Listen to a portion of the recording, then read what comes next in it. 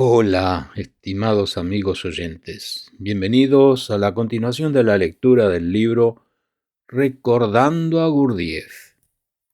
Libro segundo, capítulo 5. Gurdjieff estuvo en Nueva York varios meses, durante el invierno y la primavera de 1934, y lo vi con mucha frecuencia. Mi relación con él volvió a adoptar, sin que nosotros hiciésemos nada, porque así fuera, la pauta que había seguido en nuestros primeros tiempos en el Prioré. Una vez más, me convertí en una especie de funcionario que hacía de cocinero, mayordomo, fregaplatos y el chico de los recados.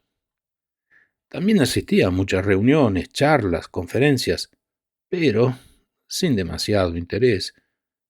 Me importaba mucho más el Gurdjieff como hombre, igual que cuando era niño, que sus enseñanzas. Había proyectado ir a Chicago en mis 2 semanas de vacaciones en el verano de 1934, y cuando Gurdjieff lo supo, decidió hacer una visita al grupo de Chicago en la misma época, diciendo que le convenía tenerme como compañero de viaje. Me sentí muy orgulloso de que me, entre comillas, eligiera para actuar como acompañante y secretario en su visita, y esperaba con impaciencia que llegara el día del viaje. Por alguna razón, creo que porque le pareció la hora más adecuada para él, decidió viajar en el tren de medianoche. Yo ya había hecho las maletas y estaba listo para salir poco después de oscurecer, y me encaminé a su apartamento, con lo que consideré también el tiempo suficiente.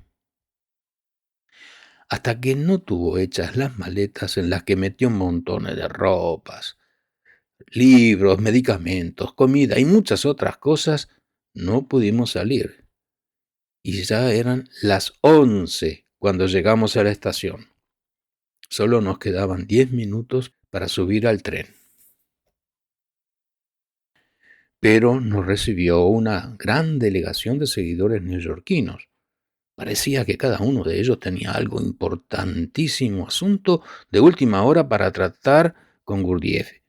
Y unos 2 minutos antes de que el tren se pusiera en marcha, le interrumpí impaciente y le dije que teníamos que apresurarnos.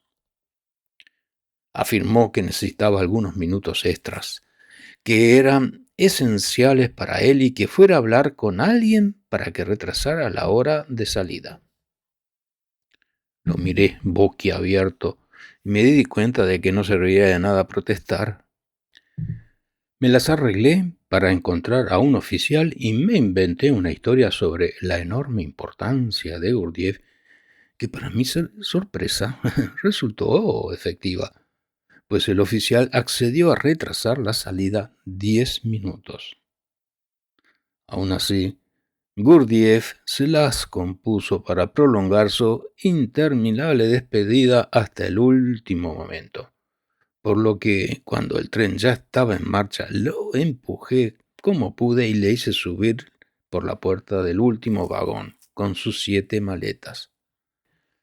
Tan pronto como se vio en el tren, empezó a quejarse, en voz muy alta, de que le hubieran interrumpido, y exigió que se le preparase una cama de inmediato.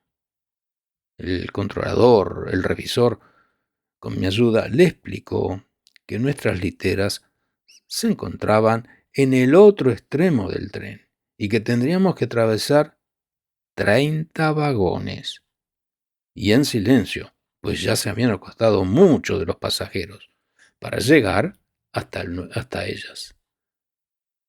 Gurdjieff pareció abrumado y se sentó sobre una de sus maletas y encendió un cigarrillo. El controlador le comunicó que estaba prohibido fumar, excepto en el servicio de caballeros, y él, quejándose con fuertes voces de su desventura, consintió en apagar su cigarrillo.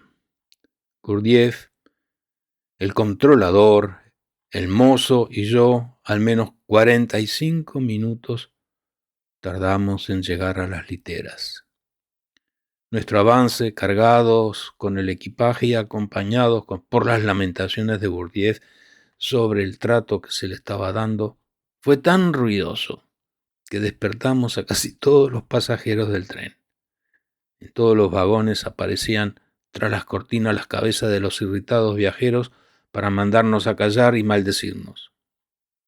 Yo estaba furioso con Gurdjieff y agotado cuando llegamos a las literas, con gran alivio por mi parte. Entonces vi, con horror, que él había decidido que era hora de comer, beber y fumar, por lo que empezó a rebuscar entre las maletas para sacar los alimentos y alcohol. Después de muchos esfuerzos, pude convencerme de que entrara en el servicio de caballeros.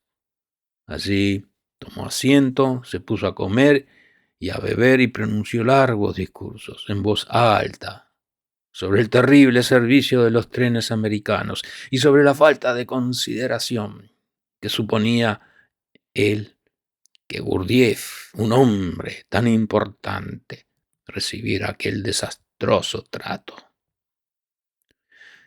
Cuando el controlador y el mozo nos amenazaron en términos que no dejaban lugar a dudas con expulsarnos del tren en la próxima parada, perdí los estribos y le dije que me alegraría mucho de bajar del tren para liberarme de él.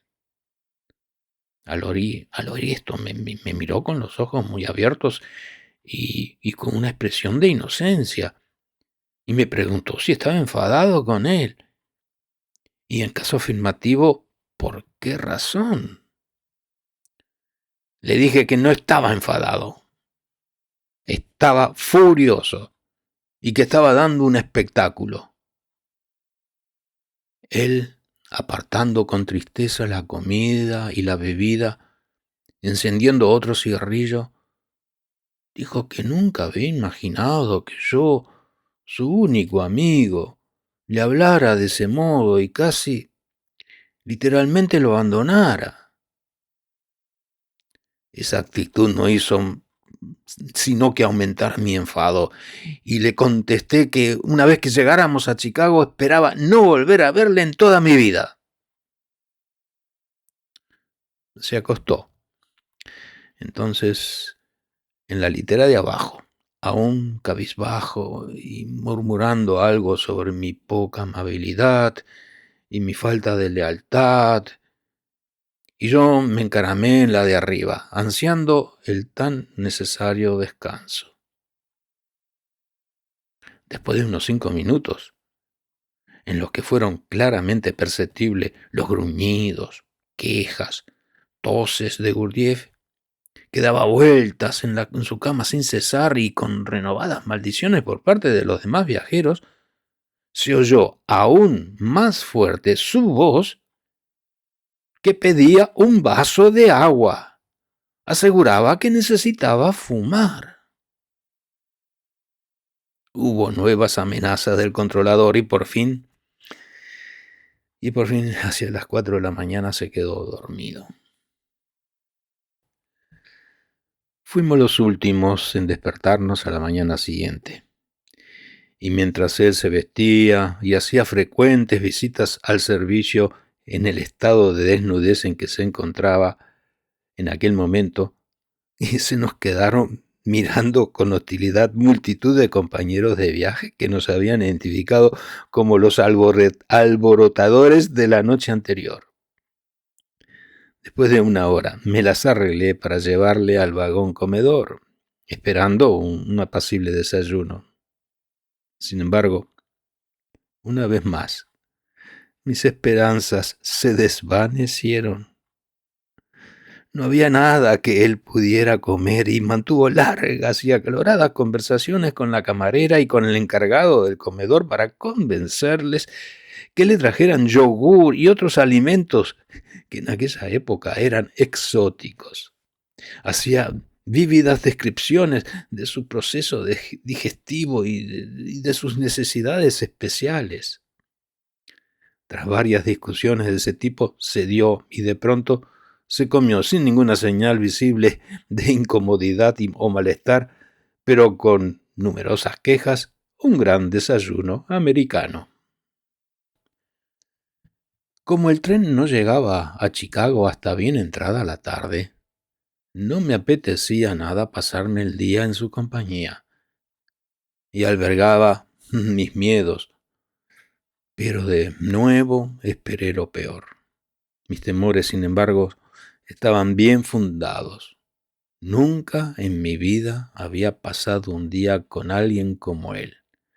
Fumaba sin parar, a pesar de las protestas de nuestros compañeros y las amenazas del controlador. Bebía mucho y sacaba a intervalos, cuando casi nos parecía que había llegado el momento de paz, todo tipo de alimento, en especial quesos de fuerte olor.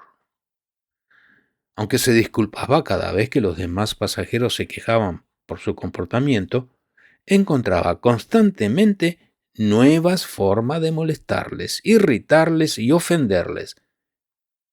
Y en cuanto a mis sentimientos, prefiero no decir nada. Cuando por fin llegamos a Chicago, me pareció un milagro. Fuera cual fuera mi opinión sobre el grupo de Chicago, cuando vi a buena parte de sus miembros en el andén, esperando poder saludar a Gurdjieff, me sentí encantado. Le ayudé a bajar del tren con su equipaje y le dije que me marchaba y que nunca me volvería a ver.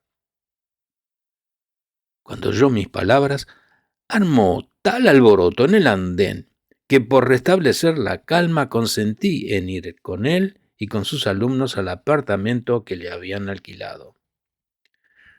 Aunque ya estaba enfadado, enfurecido, el espectáculo de sus discípulos que le daban cobas sin cesar me hizo enfadar aún más. Habían preparado, con evidente esfuerzo, una cena estilo Gurdjieff, entre comillas, e hicieron cuanto estuvo en sus manos por complacerle. Aumentó mi repugnancia al ver que él elogiaba a cada uno en particular y les contaba lo horroroso que había sido el viaje, lo mal que le había tratado yo, y lo distinto que hubiera sido si alguno de ellos, leales, respetuosos y devotos seguidores, hubiera estado en mi lugar para cuidarle bien, con el respeto que se le debía. Pronto me asaltaron los miembros más fervientes del grupo, que me atacaron por haber tratado a su maestro con tal falta de respeto y veneración. Después de una hora, llegué a un punto en que no podía aguantar más y anuncié que me iba. Gurdjieff me miró sorprendido y me dijo que no podría estar en Chicago solo, en un apartamento tan grande, si no me quedaba con él, y que no podía dejarle de ningún modo. Todo el mundo oyó horrorizado mi respuesta. Como ahora estaba rodeado de tan nutrido grupo de fieles, podía prescindir muy bien de mis servicios. Además, estaba seguro de que encontraría algún deseoso de realizar cualquiera de las tareas que pudiese necesitar. En mi estallido describí algunos de los posibles servicios con los tacos bien escogidos que le había enseñado en otra ocasión. Y los miembros del grupo me miraron con desprecio y repugnancia, además con incrementado horror.